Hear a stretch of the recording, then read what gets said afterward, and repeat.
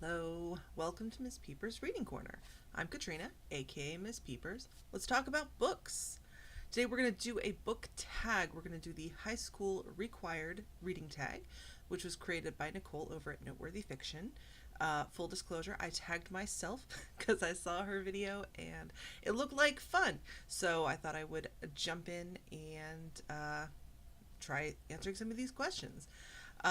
So without further ado, let's jump in. The goal of this tag is or the theme of the tag, as you can see, is high school, and the idea is to talk about books that we read in high school or things that we studied in high school and reflect on our reading back then. So, one more thing for context, I am an elder millennial, so I went to high school in the late 90s, 1990s, thank you.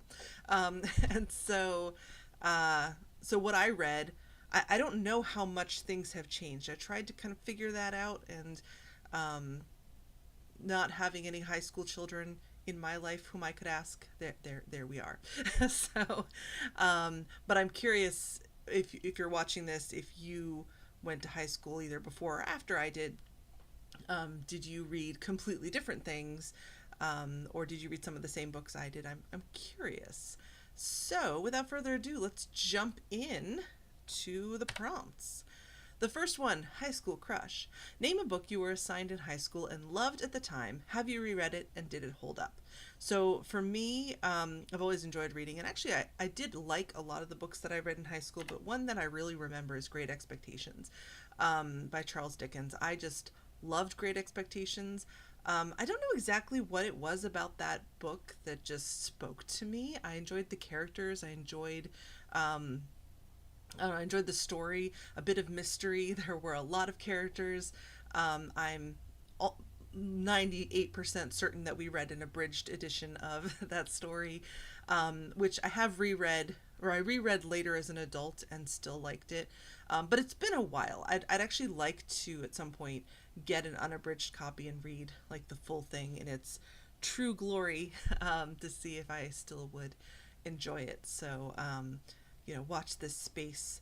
I do want to read David Copperfield first, though, simply because I started it a while ago and I soft DNF'd it. So we're going to pick that back up. Stay tuned. I'm almost done with the Forsyte Saga, and then I will shift over to David Copperfield. So one mammoth at a time in this house. But yeah, Great Expectations. Lots of fun. There's something about Miss Havisham just kind of like wasting away, putting her life on hold. That was such a compelling image. Not not an aspirational one, mind you, but the imagery in this book is just so beautifully done. All right, next is gym class. Name a book you were assigned that you hated. Have you or would you give it a second chance? Oh, I knew exactly what the answer to this question was going to be the second Nicole said it in her video, and that is Billy Budd, Sailor by Herman Melville.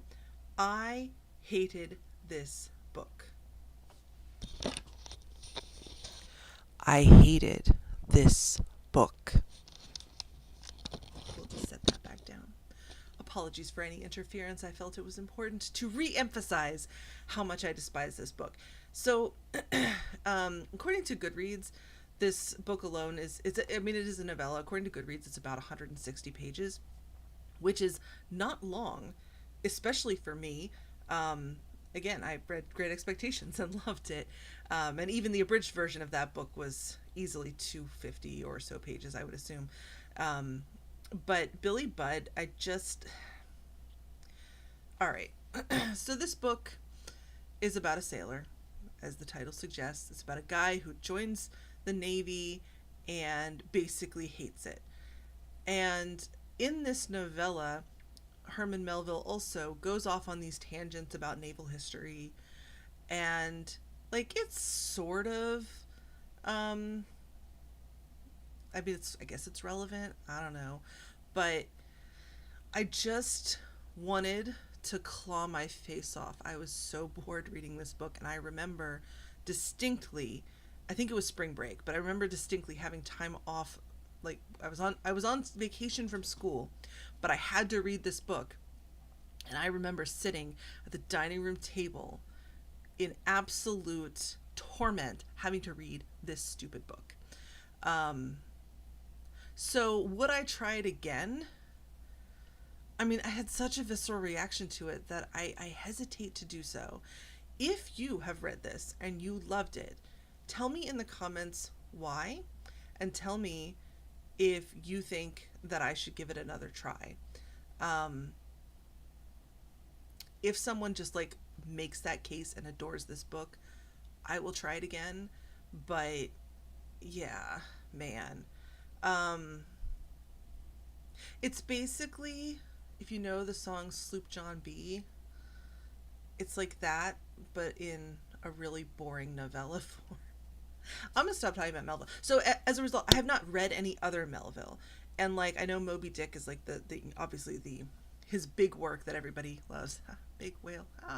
Um, and I just I'm so afraid to pick up Moby Dick because I hated this much shorter book so much. So maybe if you've read both, let me know. Is Moby Dick more interesting? Is there something else that Melville wrote that I should try instead? Or should I just let it go because there are too many books and not enough time? Let me know. Let me know your thoughts. All right.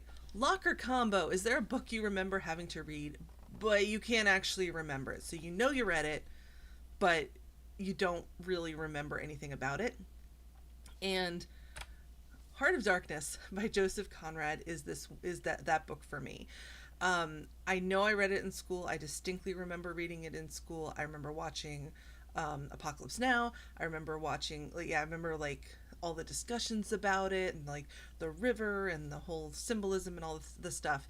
And then I reread it as an adult later, and very little of it was familiar. Like I started reading it and I'm like, I don't remember this. I don't remember this. I don't remember this. I don't remember any of this. It was very weird.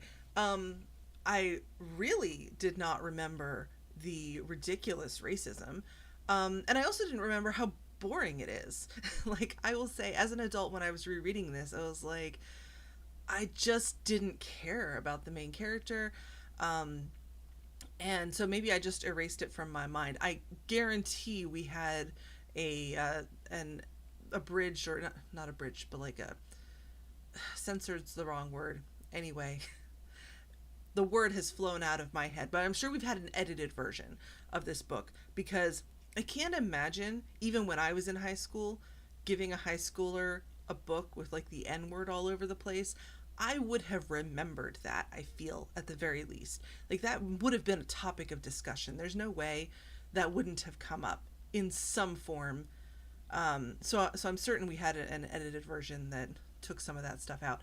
But then I wonder what they replaced it with, because like, yeah, this yeah, I really, really did not like this book. Let's stop talking about it. Moving on. CliffNotes. Was there a book you were supposed to read but didn't? Well, I'll tell you what. I wish it was Billy Budd. I really wish I hadn't read that. I honestly do not remember not finishing a book in high school that I was supposed to read. There were definitely books that I was supposed to read in college that I did not finish, or did. I definitely started everything, but there were definitely books that I did not finish. I can't remember offhand what any of them were because there's so much reading that you do in college. But in high school, I do not recall skipping anything that I was supposed to read. I don't remember. I remember CliffNotes being a thing, and that our teachers were very much against CliffNotes, and so yeah, primarily because people would read CliffNotes and then ignore the actual book, like not even read the book. I think they can be helpful as a supplement to a book if you're reading it and you're either like you need a refresher because you read it and then you're coming back to it later, or you're reading it and using it as a supplemental study to help you like pick out some of the themes and the main characters and what plot points are most relevant and that kind of thing. But of course, that's not how people use it. They use it as an excuse not to read the book, but rather to just say, "Oh, well, I read the Cliff Notes," and Yeah. So anyway, that was a little rambly, a rambly answer. The longest winded no that you probably have ever heard. I don't think there was anything that I was supposed to read but didn't. I really don't remember anything like that. Um, I still am a rule follower, although now I've gotten a little bit more creative about loopholes. But I was a rule follower, and I actually did the work I was supposed to be doing. Go figure. um, which is a nice segue into electives. Did you read just for fun? What books were you reading outside of your assignments? So, yes, I have always read for fun for as long as I can remember, ever since I was very small and read. And I remember reading the little golden book version of Bambi by myself. That's the first book I remember reading by myself. That was not in high school. That was much earlier. So for this section, I did not pick just one book or like a handful of books, but rather there were a few authors that I kept coming back to. So we'll talk about them. Margaret Atwood was one. She was pretty hot in the 90s, like her Handmaid's Tale, which I think was published in the late 80s, maybe mid to late 80s. That was still a very popular book at that time. So I read that, and I read some other things by her.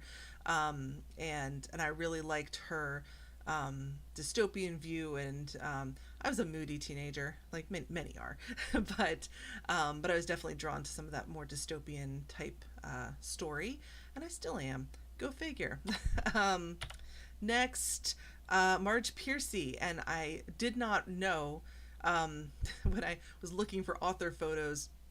I realized that I had no idea what Marge Piercy looked like, and she has so many pictures out there with cats, which, soulmate. I have not read her in a really long time. It might be worth picking her up again, but I remember reading a fair amount of like science fiction from her, or light sci-fi type books. I remember reading He, She, and It, which was sort of a modernized version of the Golem story. And oh gosh, I can't remember other titles. There's a time travel one. I don't know. It was a long time ago. So she might be worth reading again, just to see if her books hold up for me, if they stand the test of time. But I remember reading a lot of her books back in the day.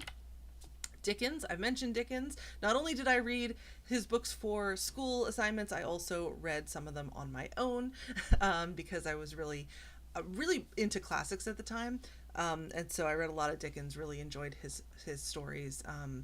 And I think I was also influenced to an extent by watching Masterpiece Theater, for those American friends who remember that, which was on public television. And it's evolved over time. I think it's called Masterpiece now. I don't know if it's still on actually, but they showed they showed period pieces, adaptations of classic novels, some like original period pieces as well, and things like that. And then they had a counterpart of mysteries, and it was 99% British. And so a lot of Dickens, Trollope, Austen, those kinds of authors, like just so many adaptations. And I found myself wanting to read a lot of those books as well after enjoying the adaptation. So adaptations can be a beautiful thing. And you don't always have to read the book first, although it can be fun to do that too. Michael Crichton. I liked sci-fi, and I like dystopia, and I have definitely talked on this channel about how much I enjoy Jurassic Park. And I had a lot of fun. His books are thoughtful, and he writes about things that are real or partially, or like that start with reality, and then he takes it another couple of steps, which is what good science fiction does. It takes like the technology or things that we're on the cusp of discovering or potentially discovering, and moves it forward a little bit. So for example, lots of research into DNA, into genomes, and that kind of thing, especially in the 90s, that 80s, 90s, when he was writing a lot of his books, that talking about, so that's the inspiration for dinosaurs and for Jurassic Park. And so yeah, but he had a lot of really interesting books, and of course many of those have been adapted as well over time. And it was just a lot of fun, a lot of fun. And then finally, Amy Tan. I say finally, she certainly was not the last of the authors that I read regularly, but these are just a handful. Amy Tan, I really liked. So she's the author of The Joy Luck Club. That's probably her most famous book. I would think of her books, and of course also adapted into a film.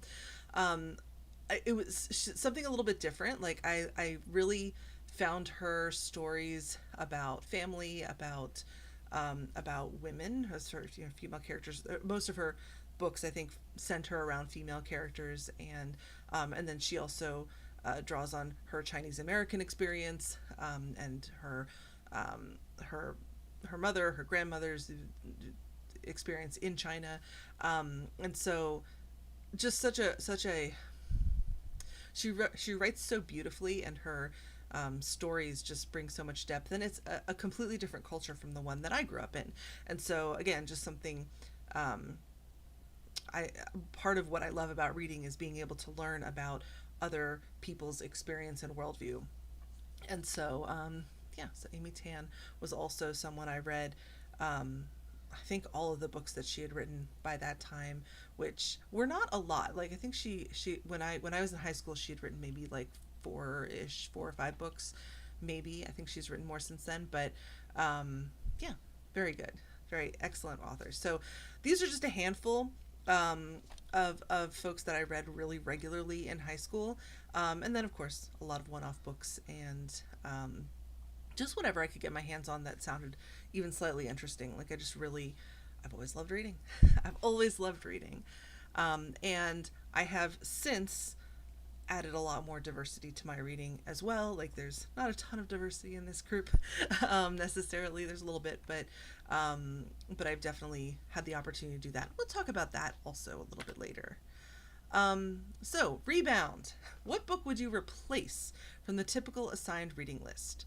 And here's one that I think is possibly a bit divisive. I think some people feel very strongly that this should be read by at least every American high school student, and others feel like it's trash. And so I don't know that I go so far as to say it's trash, but I definitely think that it's probably run its course, or is probably less relevant to high schoolers, which is The Great Gatsby by F. Scott Fitzgerald. Now, I know this year is the 100th anniversary.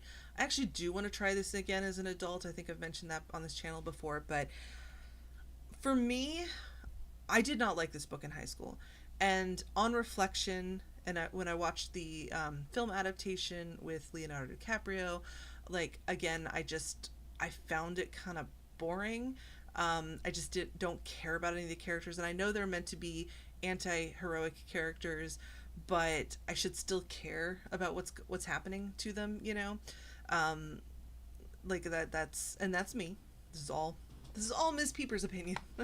but I think that there's a lot in this book that's just not particularly relevant to most high schoolers.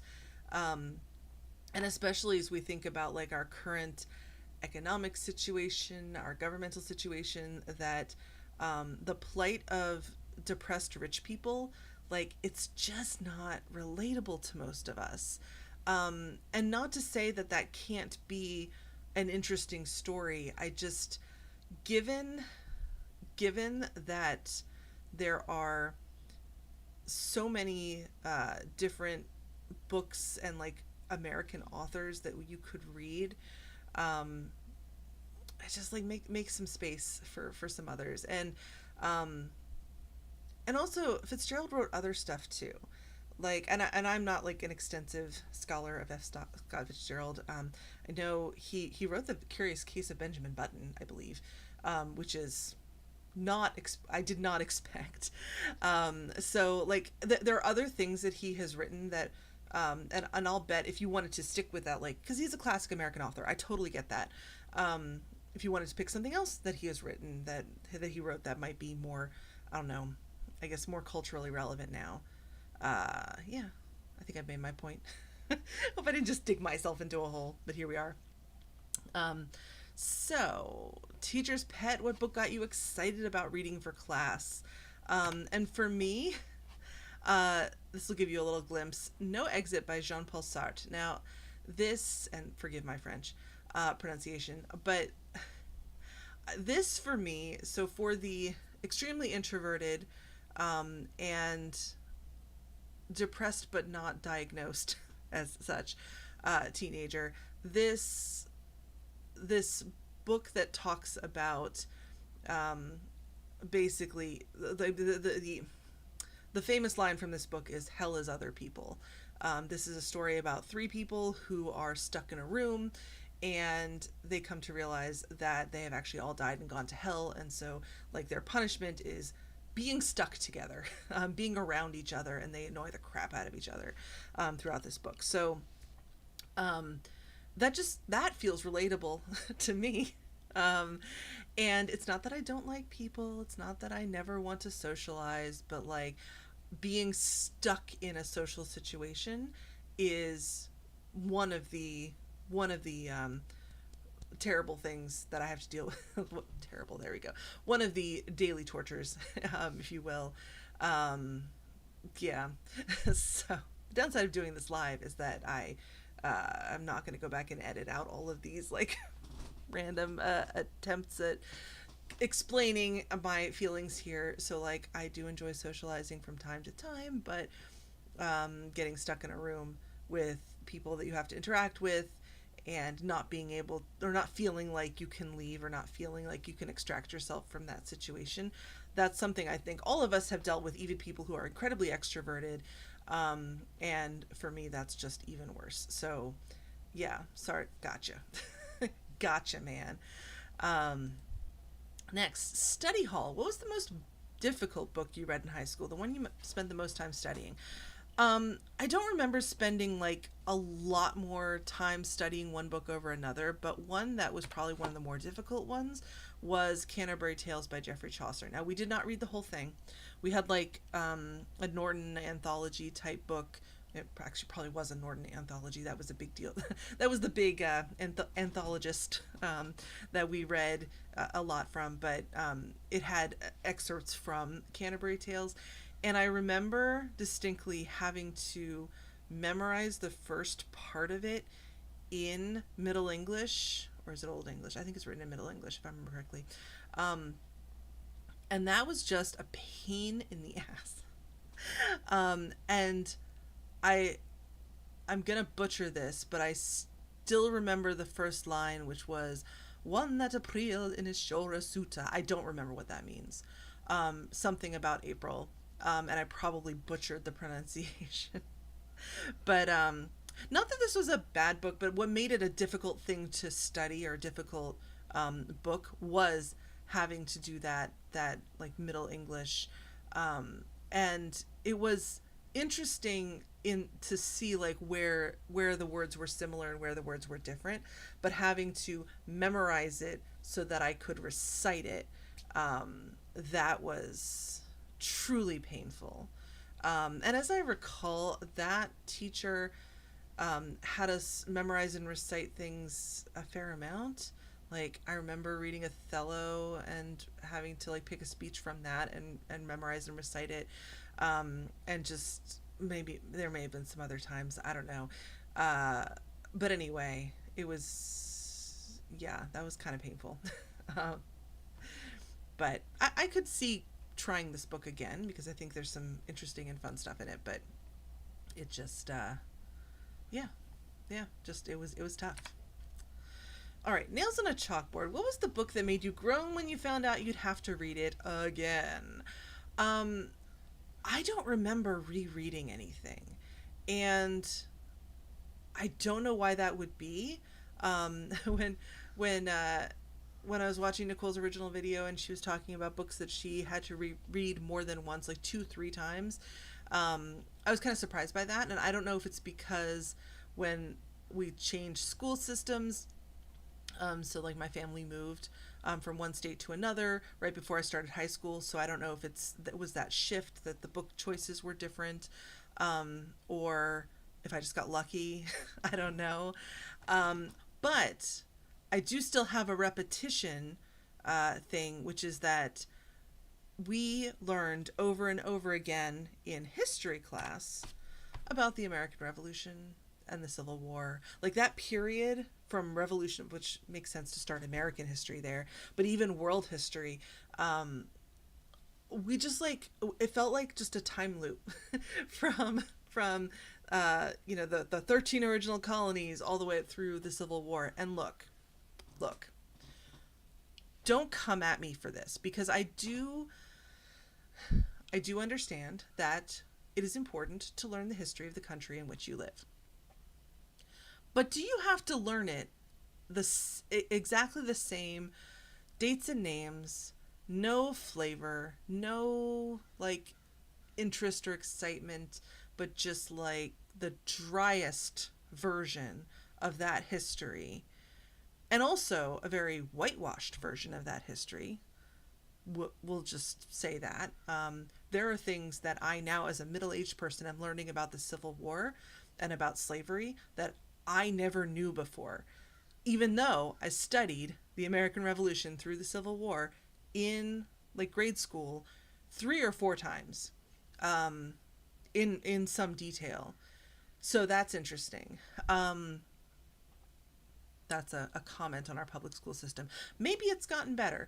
Maybe what children are learning now about those times and especially the Civil War, but like those times, maybe they're learning something that's more interesting. They at least can go watch Hamilton. We didn't have that. We did not have Lin-Manuel Miranda. He is in fact one of us, generationally speaking, I believe. So, yeah. So maybe his classmates had some interesting musicals to watch, but yeah, it just was so boring. And I just like all those dates run together.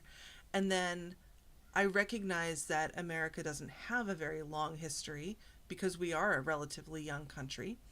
But it did go past the Civil War. Like there was history beyond that. We participated in a few world wars, for example. And also our history doesn't just have to be about wars. Like wars are part of it, of course, but like what about everything else? What about culture? What about politics? There was some of that, but like it just so I never enjoyed history class because of all the focus on just memorize these dates, memorize these names. I remember when I was even younger than that, the explorers, like, all the different European dudes who hopped in ships and headed over to North America and wandered around. Like, there were so many. And we had to memorize. I remember having to memorize like 8 or 10 or 12 names, something like that, and then the dates that they landed in North America. And like that was so dull. Again, like, not that names and dates aren't important, but you want context, and history is so interesting. Like as an adult, watching like documentaries, watching and reading historical fiction, reading his like books about different time periods, doing a little bit of research on this author or that author, or looking up something that I come across in a book that like, what's this thing? You're making a reference to this thing. What do you mean by that? Like just getting little snippets of information. There's so much of interest. And just like with reading, school tends to just like stamp all the fun out of it, which sucks. So anyway, that's that. Extra credit. What book do you think should be added to every high school reading list? Now, I can't pick just one. That's unreasonable. So first I will say, I picked several and we'll go through them. First, I will say that the big thing is diversity, and I'm sure I'm not the only person doing this tag who's going to say this. Probably a lot of people are. When I was in school, a lot of the books that we read were by dead white guys. Not all of them. There were some women in there. There were even a few people of color. Like I distinctly remember reading Invisible Man by Ralph Ellison, for example. But like the fact that I'm like, oh, this one book, this one name by a black person, like there's more. People should read more, and I think that also points back to what I was saying, like, let's replace Great Gatsby. Not because it's a bad book per se, or because there's something wrong with F. Scott Fitzgerald, but like, let's make some room for more diverse voices. So that's what I had in mind when I picked this suite of books that I would love to be on a high school reading list, and we'll talk about them. So first is Kindred by Octavia E. Butler. If you are not new here, then you probably know by now that I am totally in love with Octavia E. Butler. I started reading her books recently. Actually, this was the second book of hers that I read, and oh, it's so good. And this gets into so this book is about a woman living in the 1970s, which is when this book was published, and there's some like time travel thing. She gets pulled back in time. That part's not really explained so well, and it's not because it's not important. She gets pulled back in time, and she happens to be black, by the way. This is relevant because she meets some of her ancestors on the plantation at the height of slavery. And so she starts bouncing back and forth between her time and the past, and she is experiencing firsthand things that she knew about, that she's read about in books, or that she's heard about from family members, like past information passed down or stories passed down through her family. But to live it, to experience it, of course, is a very different thing. And like the story, there's this just really intense and sad, but also beautiful and tragic. There are comedic moments. There's just like all of this. It's just such a rich storyline, and such amazing characters as she is learning where she comes from, and yeah, and also having to deal with, as a modern person, the horrors of slavery, and a time that she knows she can't change what happened. She knows she's in the past, and she also knows that one person can't fix systemic issues, that it's a broader thing. And so she does little things where she can, but then she also has to figure out, okay, which battles are worth fighting, and what happens if I die here? Like, it's gosh, it's such a good book. Everyone should read it. Everyone should read it. The next one, going in a completely different direction, is Turtles All the Way Down by John Green. Now, I believe that John Green is, in general, on reading lists now. Obviously, he's not that much older than I am, so his books did not exist when I was in high school. But this is one of his more recent young adult novels where I say more recent, it's actually been a while, but it's about a teenager who has obsessive thoughts, obsessive compulsive disorder. And I chose this one because of the mental health representation, and because it describes, like, it is that first person narrative with a character who has a mental health condition very similar to one that John Green himself has. And I think he deliberately didn't make it exactly the same, but he's drawing on his own experiences, and in telling this story about this girl, and how she's navigating the world, and how she's thinking about her mental health, but also her relationships, and also her the treatments, and how she resents what her brain does to her, and also like knows that it's part of her. And this book made me cry. It's so good. And I think it's something that would be relevant, especially now, as mental health becomes very slowly less stigmatized, at least in certain circles. The stigma is still very much there, so breaking down those stigmas is so important, I think. So that's this one. And yes, I know John Green is a white guy, but again, it's that mental health rep, so we're going to get some diversity of thought in here. All right, next I have Loveless by Alice Oseman. And I would take anything by Alice Oseman, quite frankly. I just really happen to enjoy Loveless, and it is prose. So she is the author of Heartstopper, which I think is probably her most famous work, her most well-known work, and it's been adapted on Netflix, and And it's a graphic novel series. And so while I would love to see high schoolers reading a graphic novel in their school, and actually I was looking through some lists and I saw Persepolis on there, which is just a gorgeous graphic novel. But anyway, but Loveless is prose, and so I thought that would be a good one. This is about a girl who has, at the very beginning of the book, she's just graduating from high school, going to university. It's British. She's going to university, and her goal is to have a relationship. She's never been in a relationship. She's never kissed a boy. She's never so she wants to achieve this thing. She has this idea in her head of this like rom-com relationship, and so she is trying to do that, but she realizes, and this is not a spoiler because like this is part of the blurb on the back, but like she realizes pretty quickly that that she's maybe not actually interested in relationships. She learns the terms asexual and aromantic and is like, oh crap, that's me, identify with that. And so it's about her navigating her queerness, and also the change that she had this idea of what her life was going to be, in her head, of like her whole entire life that involved getting married, like finding a man and getting married, and all of that is changed. And so she's navigating that, and it's just really well done.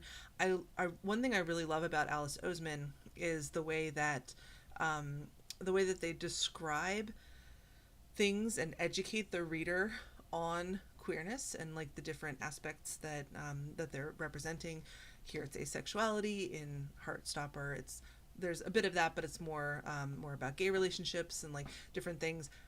The education is there without coming across as preachy or info dumping, and so I really like that. Some of these things you're learning along with the main characters. Some things the main character is having to explain to others, and so just really, really well done. And I think the more we allow, or like open that conversation, I should say, amongst younger people about queerness and what that means, the more acceptance it will gain, but also the easier it will be for people at a younger age to figure out who they are, and to start to feel safe declaring that. So and just being themselves and living their best lives. So whether they're queer or not. So love this book. Love this book. All right, Things Fall Apart by Chinua Achebe. This is one that probably was on some high school reading lists when I was in school, but it was not on mine. And I hadn't even heard of it until somewhat recently. And so this is, and I've made a video on this one as well. This is a book about a man in Nigeria who, and it shows the shift as that country is being colonized.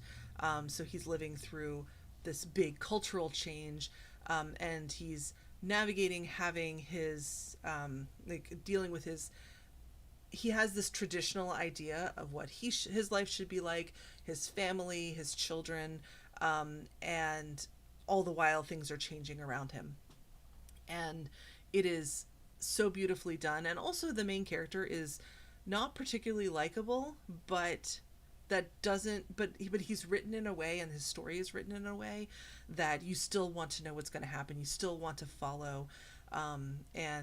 And at least for me, I was kind of hoping the whole time, like, maybe he'll get better, maybe he'll change, maybe he'll learn a few things along the way. I'm not going to tell you whether he does or not, but I will tell you it is a gorgeous book. It is so beautifully done, and yeah, and I think more people should read this book. So another reason it's on the list. And even though it's not in translation, because Achebe did actually write it in English from the start, it is a culture from another country, and I think that's also really important. Another country that is not England. Love England, don't get me wrong. Britain's great, but it's a culture that I think a lot of Americans don't have much access to. So that's definitely very interesting. This one's a bit of a classic-ish, a little bit older book, Ghosts by Edith Wharton. Whoa. Ghosts by Edith Wharton. There we go. I can say it. I put this one on here because, for a couple of reasons. One, just because we want diversity in reading does not mean that everything that we should just throw all classics out the window, because there's value in reading older books as well as newer ones. And also, this one, it's a book of ghost stories written by Edith Wharton, and so it's basically Victorian ghost stories. And I chose this one because I like that it shows a different side of classics. That not all classics are going to be the same kind of story. They're not all the same genre. There's always been genre fiction of different types. Maybe it wasn't thought of in that way, or maybe it's been marketed differently over through the generations. But ghost stories, horror stories have always been around, and I think it would be really interesting in a class to read this and think about how it compares to modern horror, and what kinds of tropes or I guess mechanisms are used today that were used then, and what's done differently. So, hey Zach, welcome. I see we have Zach in the comment. Kindred was a solid gold, 5 stars. Yes, 5 stars. And then because you didn't like Wild Seed, that's fair. I mean, I did read Wild Seed. I read that series, and that it's 4 books, I think. It was up and down for me. So Seed to Harvest, I have an omnibus, basically, bind up of all the 4 books starting with Wild Seed. They definitely were up and down. So I would definitely say give Octavia E. Butler another try. I just read Parable of the Sower and adored it. So yeah, she wrote a lot of things. So but thank you. Welcome to the chat. All right, so Giovanni's Room by James Baldwin. I really love this book too. I loved all the books on this list. I don't have to keep saying that. This is a book about a man, and James Baldwin lived in the first part of the he was writing in like the 1920s, 30s. Oh, don't quote me on that. But this book is about a man who is traveling in Europe, and he's trying to have this affair with this woman, and then he ends up having an affair with a man instead. So it's about queerness in a different time period. And so, and I think this is an interesting book to talk about. James Baldwin was black, but his main character in this book is white, and it's very clear from page 1. He's looking in the mirror and you're describing the character, and the edition that I have had a couple of essays or commentary in there, and they and it talked about how James Baldwin realized that he felt that his audience, he could write a black story or he could write a gay story, and he happened to be both, but he felt he had to choose one or the other in a particular novel. So he had some novels about the black experience, and then he had novels about the queer experience, and he kept it separated. And he was probably not wrong that at that time trying to combine those would have been less well received. But Giovanni's Room, such a good book. Zach, Elizabeth Gaskell and Mary Elizabeth Braddon. I will check both of those out. I have a Gaskell. It's not ghost stories though. I have something by Elizabeth Gaskell, I think, on my list. I have never read Mary Elizabeth Braddon though. So I'm going to write her name down. I am a jotter of notes. If I don't write stuff down, I will look her up. Thank you very much for that recommendation. Cool. All right. Yeah, the ghost stories by Edith Wharton, really, really good. So if you like Wharton, I think you'd like that book as well.